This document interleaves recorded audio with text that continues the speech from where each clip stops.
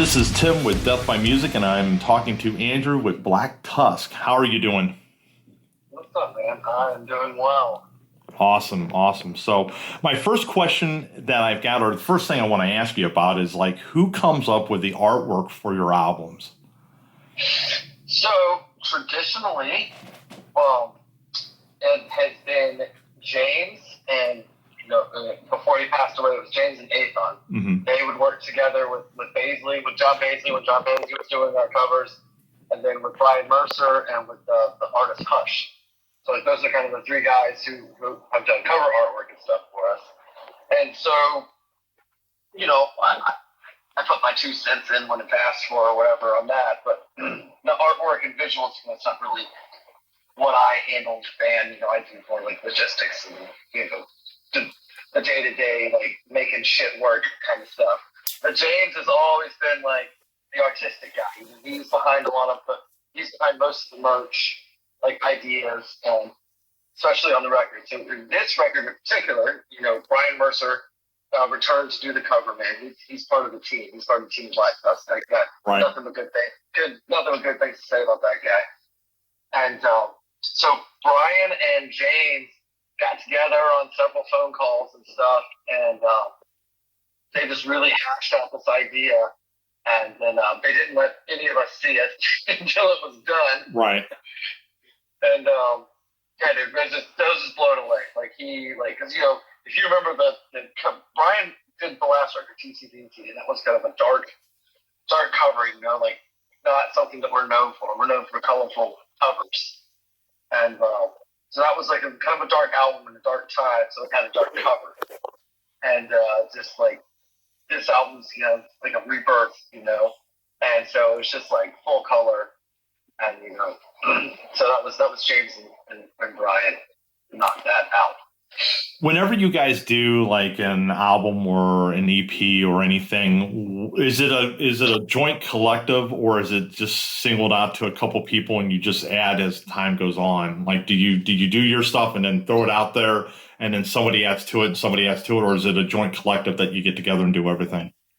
You mean in the sense of writing the song? Yeah. And the so yeah.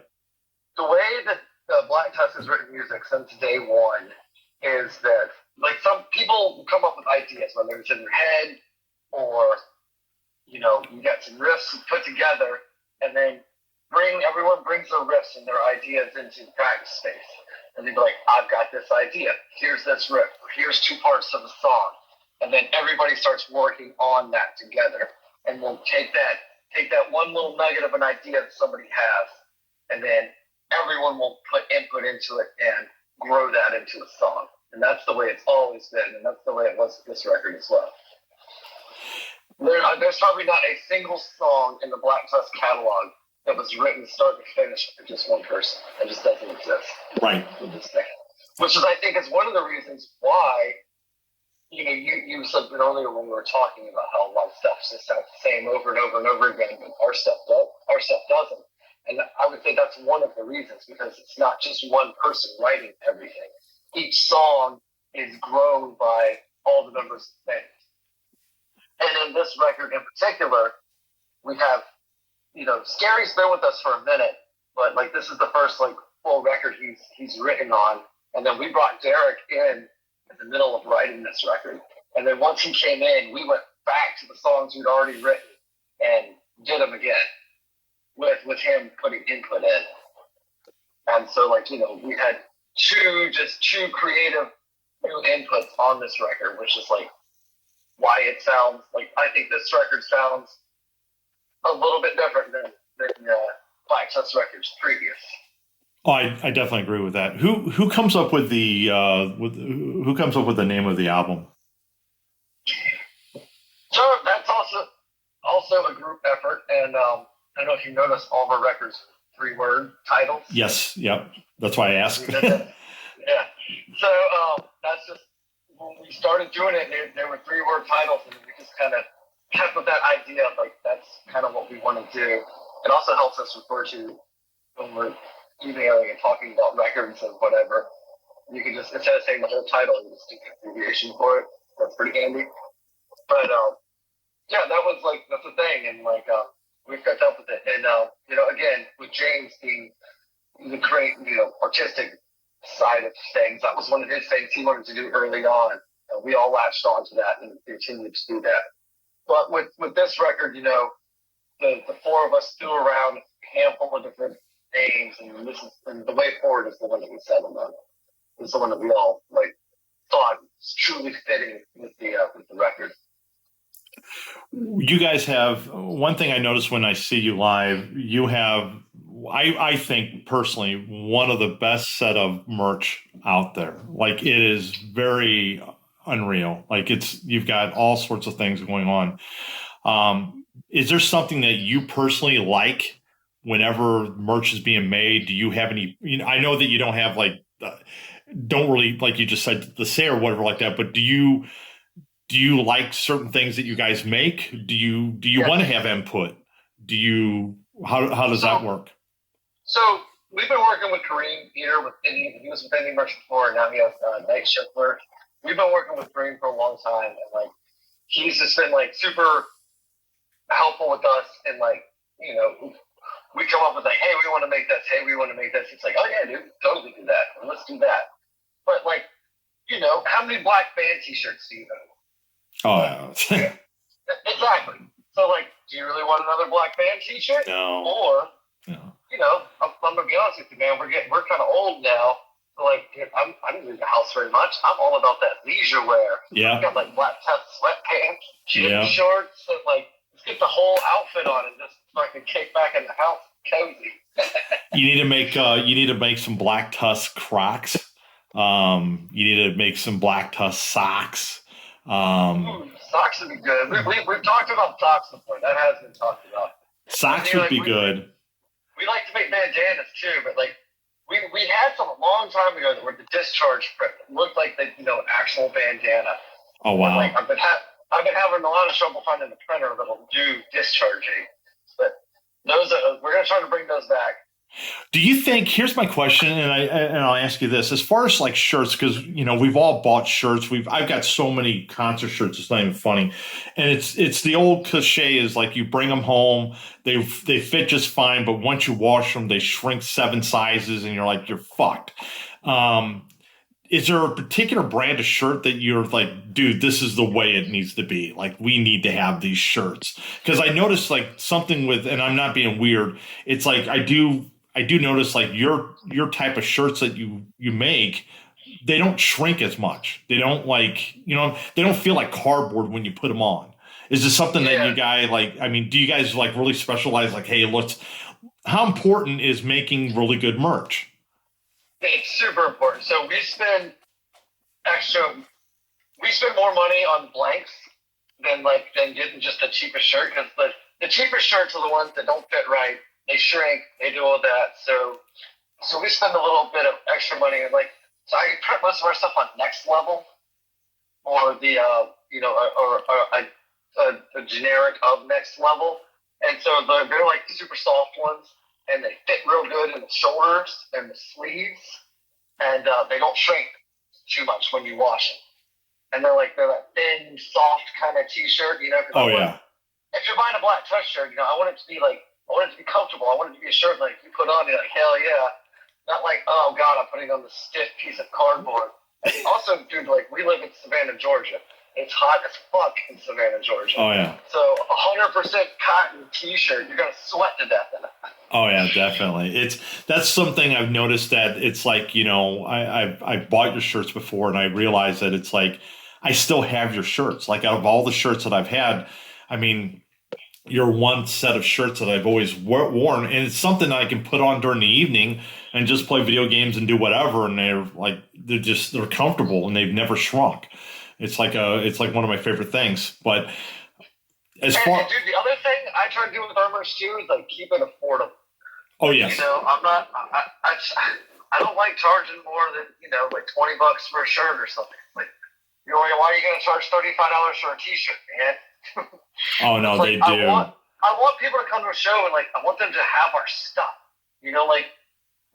I'll also say this,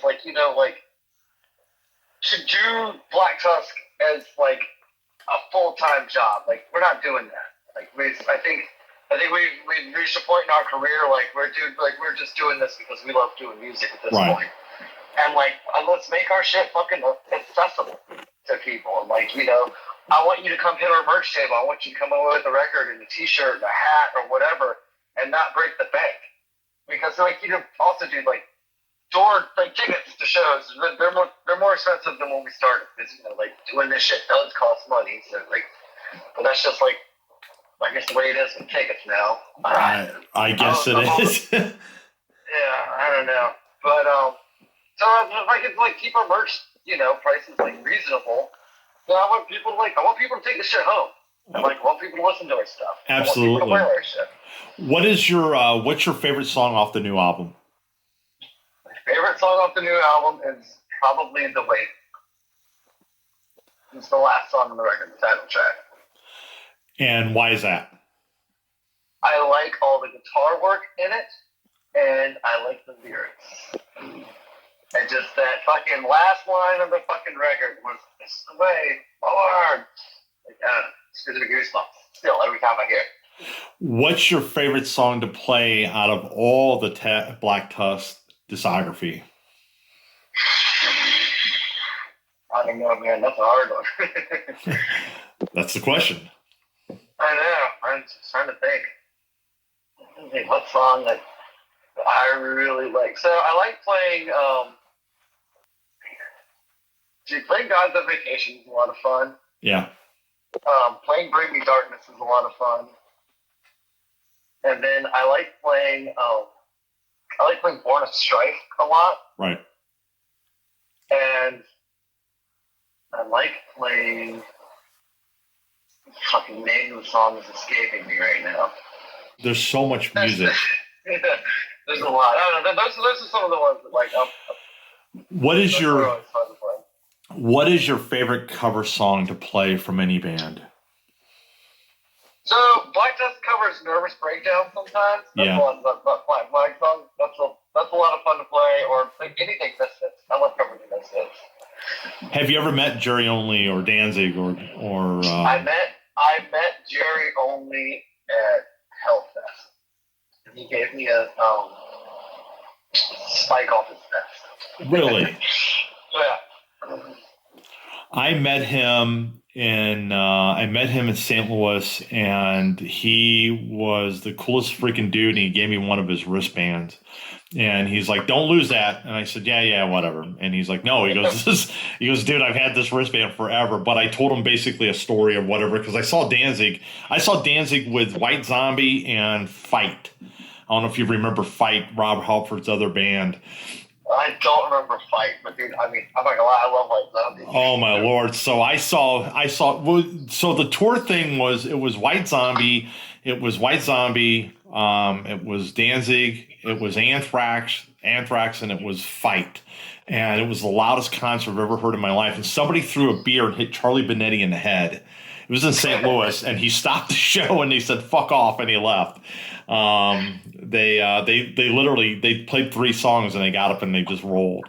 But I saw Danzig. I was hoping that he played a lot of Misfit songs. He did not.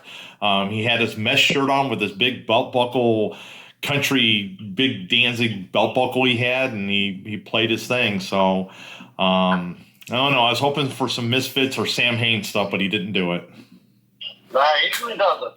No one. Everyone forgets about Danzig with Sam Hain. Everyone's like, what's Sam Hain? I'm like, are you kidding me? You're not into punk rock or you're not into punk music. So Pete Adams, who was in Baroness for quite some time. Yeah.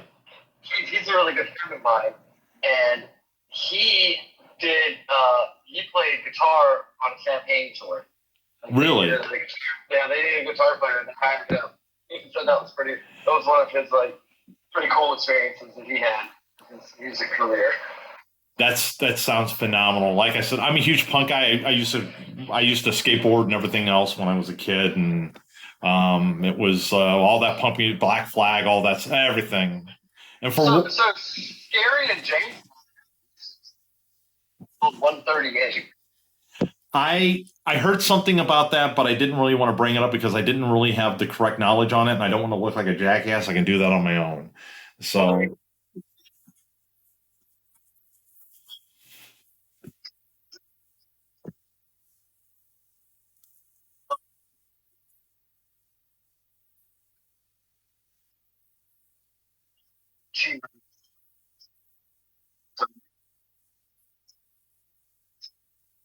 What would be the perfect tour with Black Tusk? What would be your dream tour with Black Tusk?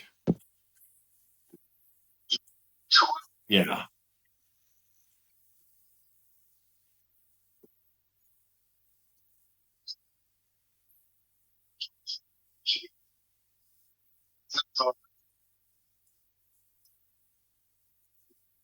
Oh yeah.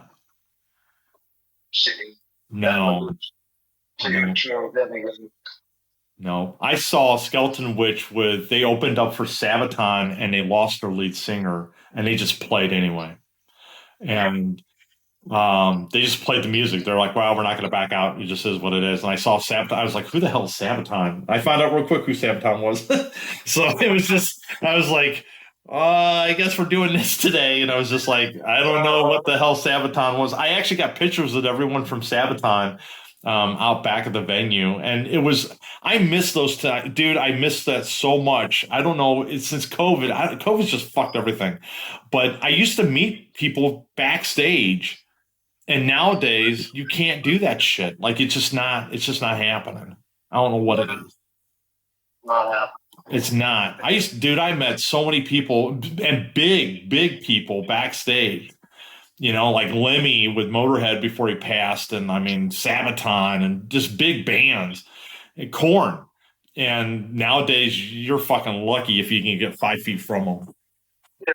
I don't know why they're not accessible. I don't. So it's always like pay for a meet and greet, and I'm like, no, I don't. I don't want to. I don't want to do that.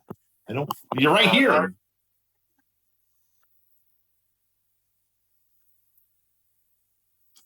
Oh, the meet and greets just that's.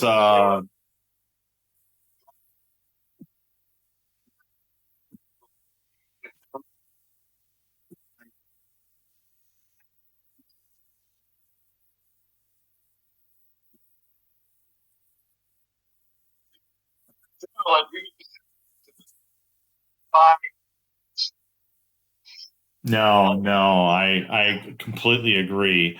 But other than that, like I said, the new album. Do you guys have a big tour lined up? What are you guys doing for it?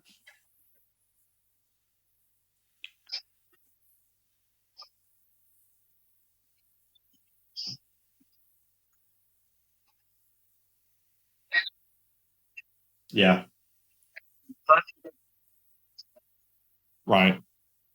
Been plans in Europe, and so we're building a tour around that too. So we've been out some of the States, Right, right, right. and there's club shows being so let's and then we've got some shows in Florida at the end of this month, and like we're going to Nashville in July to do something. So just a few regional things, and then yeah, we're trying to get out west because we haven't been out west in a minute, Yeah. and we're trying to get out west. And we've done, and then we'll do like some Europe stuff, and we go to the Coast again. You know, What is your favorite go-to food on tour? go to food. Yeah, everyone loves food. Do you try to find that whenever you go into a city or town? No, it's just easy to get.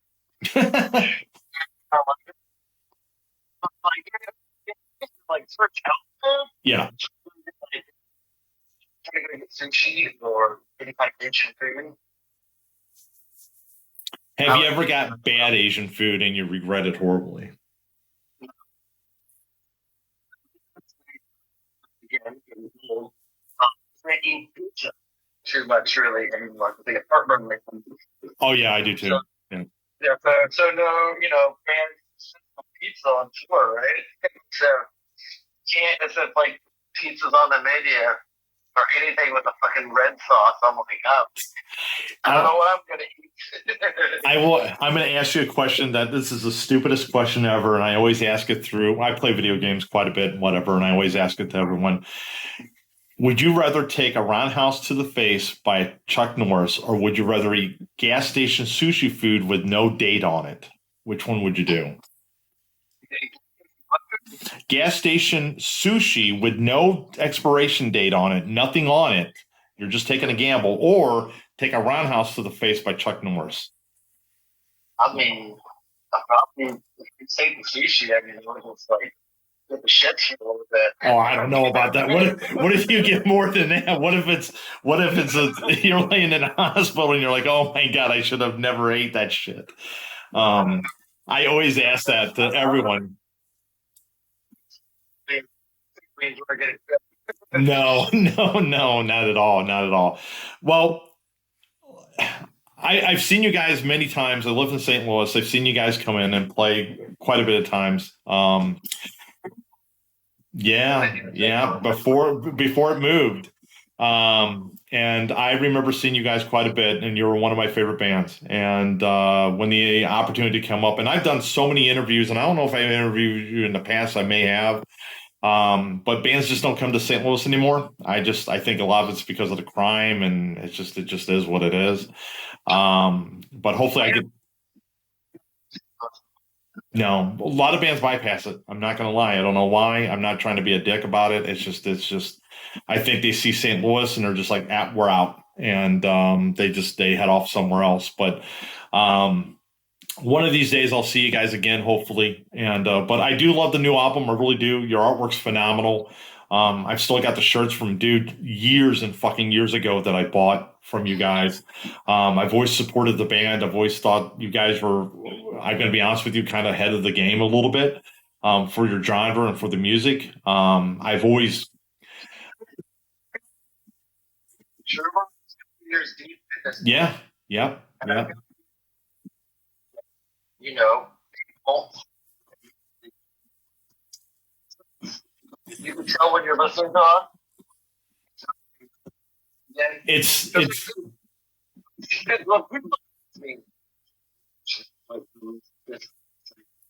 yeah. People are like, it's just the best record you've ever done. I'm like, it's kind of unfair to make. It's no. Citation. Yeah.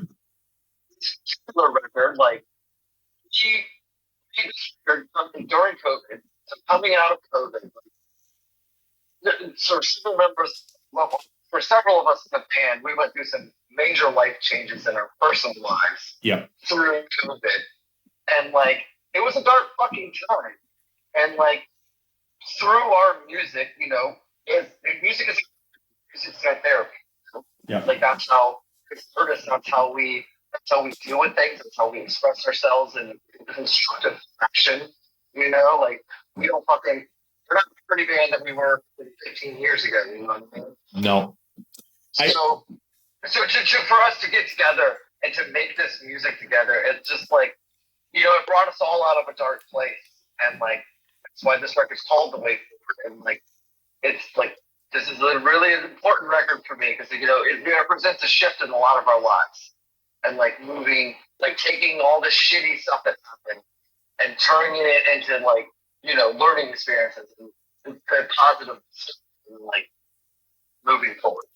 I think that my favorite album, and the only reason why it is because I went through a lot of shit in 2016, but Pillars of the Ash was my thing. And I think asking something like that is like you said, a very unfair question because it depends on what you're going through in life. It depends on how it affected you. It depends on what you were doing at the time.